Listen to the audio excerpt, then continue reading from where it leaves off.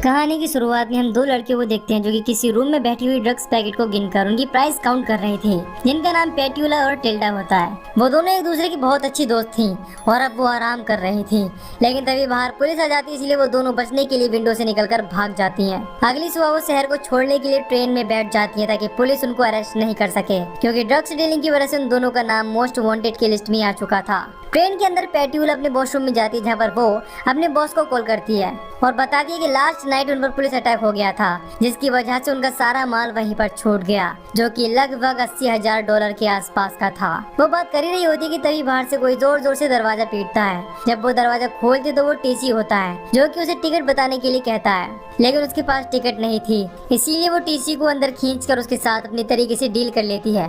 अब वो दोनों सड़क पर जा ही रही होती है कि पास ही में बैठा एक भिखारी उन्हें डायन कहकर गाली देता है, लेकिन हम ये समझ नहीं पाते कि वो ऐसा क्यों कह रहा है। तभी उनके फ्रेंड कोको का कॉल आता है, जिसके थ्रू उन्हें पता चलता है कि अब उनके पास 48 घंटे बचे हैं अपने बॉस को उन ड्रग्स के पैसे चुकाने के लिए, क्योंकि वो उन पैकेट्स को उधार में लाई थी।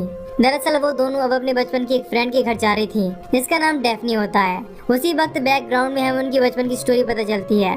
दरअसल जब वो तीनों छोटी थी तो उनमें काफी गहरी दोस्ती थी, इसीलिए अक्सर वो कई सारे गेम खेला करती थी, और उन्हीं में से एक गेम का नाम होता है डॉक्टर डॉक्टर। उस गेम को खेलने के लिए 3 रूल होते हैं। पहला कि हर एक उस गेम को दिलचस्पी के साथ खेलेगा, दूसरा कोई भी बाहरी व्यक्ति गेम में पार्टिसिपेट नहीं करेगा, और आखिरी होता है कि कोई भी गेम को बीच में नहीं छोड़ेगा। अब वो दोनों जिस घर में जा रही थी उस बड़ी हवेली में उसकी फ्रेंड डेफनी अकेली रहती थी, और अगर एक बार टिल्डा और पेट्यूला उस घर में चली जाती तो वो उसी गेम के रूल नंबर 3 की तरह उसे लीव नहीं कर सकती थी।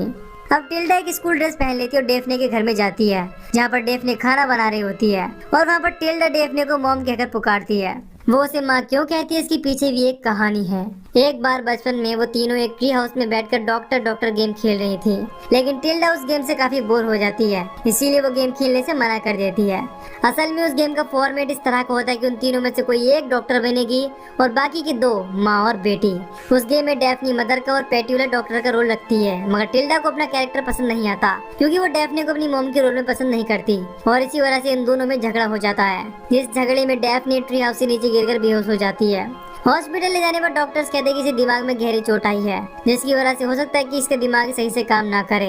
अब इसके बाद कहानी प्रेजेंट टाइम में आती है, जहाँ पर हमें पता चलता है कि डेफनी अब एक साइको है, और हादसे के बाद वो उस गेम को यानी डॉक्टर डॉक्टर गेम को रियल मानने लगी, और उसी वजह से वो टिल्डा को अपनी डॉक्टर मानती है। वो टिल्डा को खाना खिलाती है। दरअसल वो दोनों कई वर्षों बाद मिली थी, लेकिन डेफने को ऐसा लगता है कि जैसे टिल्डा अभी स्कूल जाकर आई हो। डेफने के रूल बहुत ज्यादा सख्त थे, इसीलिए वो टिल्डा के गंदे नाखून देखकर उन्हें धोने को कहती है, मगर जब वो नहीं धोती तो वो उन्हें सीजर से काटने लगती है। लेकिन ठीक उसी वक्त बाहर से कोई डोर बेल बजा देता है, और वो पेट्यूला होती है, जो कि एक डॉक्टर बनकर उस घर में आती है। अब यहाँ पर डेफने कहती है कि मेरी डॉक्टर यानी मेरी बेटी को बहुत ज्यादा खांसी हो रही है, इसीलिए पेट्यूला उसका चेकअप करती है, और उसके ट्रीटमेंट के लिए वो उसके घुटने पर एक हैमर मारती है। अब तक जो भी वो थोड़ा कंफ्यूजिंग है, क्योंकि इसके पीछे की एक वजह है। असल में डेफनी के घर में एक सेफ यानी तिजोरी होती है, जिसमें बहुत सारे पैसे होते हैं। डेफनी एक साइको है, जिसकी वजह से उसे पैसों की बिल्कुल भी कदर नहीं। पेट्यूला और टिल्डा को अगले 48 घंटों में $80,000 का जुगाड़ करना था, जिसकी वजह से वो डेफनी के घर में छुपे पैसों को लूटने का प्लान बनाती हैं, और इसी वजह से वो दोनों डॉक्टर और डॉक्टर का रोल कर रही हैं, ताकि कुछ देर उस घर में रहकर तिजोरी के पैसों को लूट सकें। अब डेफनी डॉक्टर के लिए खास रेसिपी लगाती है, वहीं पर वो टिल्डा को बांध देती है ताकि वो खाने को छोड़कर नहीं जा सके। अब उनके पास 41 घंटे बचे थे, और डेफनी डॉक्टर से कहती है कि तुम काफी थक गई होगी, इसीलिए मैं तुम्हें अपना रूम दिखा देती हूँ, जहाँ पर पेट्यूला आराम करने के लिए सो जाती है। लेकिन मिडनाइट में कोई उसके रूम की कुंडी को घुमाता है। पेट्यूला सोचती है कि वो टिल्डा है, इसीलिए वो उठकर बाहर जाती है, जहाँ पर उसे डेफनी मिलती है, और वो पेट्यूला से कहते कि मुझे अकेले नींद नहीं आ रही और तुम्हारे पास सेफ फील करती हूँ, और ये कहकर वो पेट्यूला को किस करने लगती है। असल में डेफनी ने ही पेट्यूला को अपने पास बुलाने के लिए दरवाजे को नॉक किया था। अगली सुबह टिल्डा मेल बॉक्स के पास अपना फोन चेक कर रही होती है, उसी वक्त वहाँ पर पेट्यूला आ जाती है। टिल्डा उसे वहाँ से चलने के लिए कहती है, क्योंकि वो इस साइको के आगे रहकर परेशान हो चुकी है, और उसे ये भी लगता है कि डेफने ने अपने सारे पैसे किसी बैंक में डाल दिए हैं। मगर पेट्यूला कहती है कि हमें थोड़ी और कोशिश करनी चाहिए, क्या पता हमें वो तिजोरी मिल जाए। अब उनके पास सिर्फ 28 घंटे बचे थे, और पेट्यूला उस सेफ को ढूंढने की कोशिश करती है, मगर उसी वक्त डेफने उसे हाथ पर काट देती है, इसीलिए वो काफी डर जाती है और वहाँ से गाड़ी की चाबी लेकर बाहर भागती है, जहाँ पर वो टिल्डा को वहाँ से निकलने के लिए कहती है। मगर उसी वक्त पीछे से डेफनी आ जाती है जो उन दोनों को पीट कर बेहोश कर देती है। अब इसके बाद सीन चेंज होता है और हम एक डिटेक्टिव को देखते हैं जिसका नाम सीगल होता है, जो कि तैयार होकर अपने घर से गाड़ी लेकर ड्यूटी के लिए निकलता है। उसे टिल्डा और पेट्यूला के ड्रग केस पर छानबीन करने का ऑर्डर मिलता है। दूसरी ओर हम टिल्डा और पेट्यूला को देखते हैं जिन्हें डैफ्ने ने बांध दिया था और वो पूरी तरह से पागल होकर उनसे बात कर रही थी। उसी वक्त कोई दरवाजे पर नॉक करता है और जब डैफ्ने वहां जाकर देखती है तो वो डिटेक्टिव सीगल होता है। सीगल कहता है कि तुम्हारे पड़ोसियों ने कंप्लेंट की है कि नाइट में तुम्हारे घर से किसी यंग लेडी की चिल्लाने की आवाज आती है। डैफ्ने कहती है कि मैं इस पूरे घर में अकेली रहती हूँ और इस बात से सीगल समझ जाता है कि वो आवाजें क्यों होती हैं। अब वो घर के अंदर आता है जहाँ पर कुछ छानबीन करता है। तब उसे इन तीनों के बचपन की फोटो मिलती है जिसे देखकर सीगल कहता है कि मैं इन दोनों को जानता हूँ, क्या तुम बता सकते हो कि वो रिसेंटली कहाँ पर है? डैफ्ने कहती है कि मुझे इनके बारे में कुछ नहीं पता। अब असल में सीगल उन तीनों को इसीलिए जानता है क्योंकि बचपन में हुए उस एक्सीडेंट में सीगल ने ही उन दोनों से पूछताछ की थी और वो उनकी दोस्ती को भी बहुत अच्छी तरह से जानता था। इसीलिए सीगल डैफ्ने से एक बार फिर पूछता है क्योंकि उसे अभी भी शक होता है कि वो दोनों इसी घर में हैं। लेकिन वो गुस्सा हो जाती है जिसकी वजह से वो सीगल से उसकी मिसिंग रिपोर्ट के बारे में बोल देती है।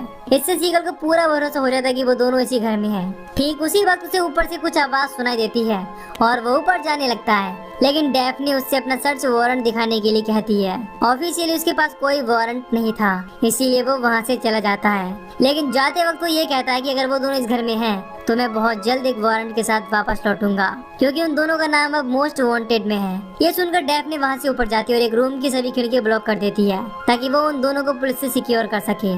दूसरी तरफ वो दोनों अपने आप को फ्री कर लेती हैं, इसीलिए फिर से तिजोरी ढूंढने लगती हैं। रात में डैफ्ने उन दोनों के लिए खाना लगा देती है जहाँ पर वो पेट्यूला को बताती है कि मुझे पता है कि तुम यहाँ पर क्यों आई हो। इस हवेली के हॉल में तुम्हें कुछ संकेतों को ध्यान में रखते हुए आगे बढ़ना होगा। जहाँ पर मेरी प्यारी डॉल्स पड़ी हुई हैं, वहाँ पर मिरर अपने दिन के अंत की ओर बढ़ रहा होगा और जब तुम समय के जादू को तोड़ोगी तो एक कब्र खुल जाएगी। पेट्यूला को कुछ भी समझ नहीं आता कि वो क्या कह रही है। तब टिल्डा उसे कहती है कि ये एक पहेली है और इसकी वजह से वो हमें तिजोरी का रास्ता बता रही है। अब टिल्डा जल्दी से उसे शेप ढूंढने के लिए कहती है। वो रिडले के स्टेप को फॉलो करती है और उसे एक स्टैचू के नीचे हॉल का कोड मिलता है। वो भागते हुए हॉल में पहुँचती है जहाँ पर उसे मिरर में एक और कोड मिलता है। इस तरह उसे एक पेंटिंग के पीछे तिजोरी मिल जाती है और वो उन सभी कोड को कंबाइन करके एंटर करती है, इससे लॉक खुल जाता है। अब वो सारे पैसों को बैग में पैक करती है और भागते हुए टिल्डा के पास जाती है और उसे बताती है कि मुझे पैसा मिल चुका है और हम आज रात यहाँ से निकल जाएंगे। रात होने पर वो दोनों लैंप लेकर वहाँ से निकल जाती हैं और रोड पर जाकर गाड़ियों से लिफ्ट मांगती हैं, मगर कोई भी उनके लिए गाड़ी नहीं रोक रहा था।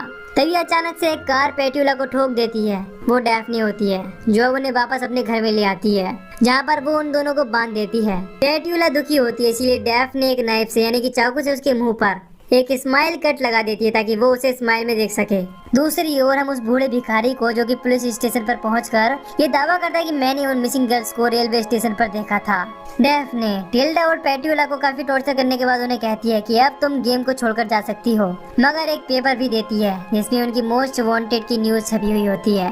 ये देखकर वो दोनों शॉक्ड रह जाती हैं। अब डैफ्ने उन दोनों को वहाँ से जल्द चले जाने को कहती है क्योंकि वो बताती है कि मेरा बहुत जल्द एक बेबी आने वाला है। टिल्डा पूछते कि कैसा बेबी, तब वो बताती है कि मैं पेट्यूला की वजह से प्रेग्नेंट हो चुकी हूँ और इस बात को सुनकर टिल्डा जोर जोर से हंसने लगती है। लेकिन उसी वक्त पेट्यूला डैफ्ने के इस पागलपन को फायदे में बदलने के बारे में सोचती है और वो कहती है कि डैफ्ने तुम्हें इमीडिएटली एक सर्जरी की जरूरत है। अब इसके बाद वो दोनों डैफ्ने को एक बेड पर लेटा देती हैं और वो उसकी सर्जरी के बहाने उसे मारने के लिए तैयार हो जाती हैं। लेकिन उसी वक्त सीगल वहाँ पर पहुँच जाता है जो उन्हें पीछे हटाकर नीचे बैठा देता है। जब वो उनके पास जाता है उसी वक्त डैफ्ने पीछे से सीगल की पीठ में चाकू घोंप देती है जिससे वो नीचे गिर पड़ता है और वो तीनों मिलकर उसकी बॉडी को बिखेर देती हैं। इसके बाद में वो उसे पॉलीथिन में पैक करके एक कब्र खोदकर उसमें गाड़ देती हैं और सबूत मिटाने के लिए उसकी कार को पानी में फेंक देती हैं। अब हम उन तीनों को एक ही ड्रेस पहने हुए डाइनिंग टेबल पर बैठा हुआ देखते हैं जो कि खुशी से अपना डिनर एंजॉय कर रही हैं। अब अगली सुबह पेट्यूला बाहर जाकर टिल्डा को ढूंढने जाती है तो उसे अचानक से सीगल दिखाई देता है जिससे वो काफी डर जाती है। लेकिन तब तक वहाँ पर टिल्डा और डैफ्ने आ जाती हैं जो कि उसे अंदर चलने के लिए कहती हैं। तभी पेट्यूला को मेल बॉक्स में एक छल्ला मिलता है जो कि उन्होंने सीगल की बॉडी के साथ दफना दिया था। ये देखकर वो कब्र को खोदती है मगर उसे वहाँ पर सीगल की बॉडी नहीं मिलती, इसीलिए वो काफी परेशान हो जाती हैं और भागते हुए हवेली के अंदर जाती हैं जहाँ पर उसे बेड के नीचे काफी पुरानी डायरी मिलती है जिसमें उसे ड्रग केस और सीगल की मौत के बारे में पहले से लिखा हुआ था। इसे देखकर वो शॉक्ड रह जाती हैं। तभी वहाँ पर डैफ्ने आती है जो उसे बताती है कि यहाँ पर जो भी चल रहा है वो इस डायरी में बहुत पहले ही लिख चुका है। पेट्यूला को कुछ भी समझ नहीं आता कि यहाँ पर चल क्या रहा है। तब डैफ्ने उसे अपने हाथ देखने के लिए कहती है और जब वो अपने हाथ को देखती है तो उस बार बहुत सारे बाइट होते हैं और डैफ्ने कहती है कि तुम्हारे हाथ पर जितने कट्स हैं उतनी ही बार तुम यहाँ पर आ चुकी हो। अब हमें यहाँ पर पता चलता है कि असल में डैफ्ने, टिल्डा और पेट्यूला तीनों ही साइको हैं और ये जो भी सब कुछ हुआ है वो एक गेम का हिस्सा है और लगातार कई सालों से ये गेम इस सुनसान हवेली में चलता आ रहा है। तिजोरी ढूंढते वक्त जो कट पेट्यूला के आर्म पर लगा था वो उसका पहला राउंड था और बार बार ये सेम राउंड ही चल रहा था। इसीलिए ही पेट्यूला को कवर में सीगल की बॉडी नहीं मिलती क्योंकि असल दुनिया में सीगल है ही नहीं। वो बस एक क्राइम वर्ल्ड से लिया गया काल्पनिक नाम है और न ही वो ट्रेन होती है और न ही सीगल की गाड़ी। उस भिखारी और बड़ी हवेली समेत सब कुछ एक खिलौने का संसार होता है जो इन तीनों पागल लड़कियों ने मिलकर बनाया है। असल में वो तीनों एक कपड़े के बनाए हुए टेंट में बैठी हुई हैं। ये जो भी हुआ था सब कुछ इस टेंट में ही हुआ था क्योंकि उनके अकॉर्डिंग बाहर की दुनिया बेकार है और अब वो तीनों एक साथ नहाकर अलग अलग तरीके से सुसाइड कर लेती हैं। और आखिर में हम फिर से एक ओल्ड लेडी को देखते हैं जो कि डैफ्ने होती है और बाहर से टिल्डा स्कूल से वापस आती है जैसा कि हमने पहले देखा था, लेकिन अब वो बहुत ज्यादा बूढ़ी हो चुकी थी। इसका मतलब इस साइको गेम को चलते हुए उसकी पूरी उम्र बीत चुकी है और इस गेम में होने वाली हर एक एक्टिविटी काल्पनिक है और इसी के साथ ही मूवी यहीं पर खत्म हो जाती है। तो दोस्तों अगर आपको इस मूवी की एक्सप्लेनेशन पसंद आई हो तो वीडियो को लाइक और चैनल को सब्सक्राइब कर दीजिए। बाकी मैं मिलूंगा आपसे न्यू वीडियो में। Till then take care, love you, bye bye.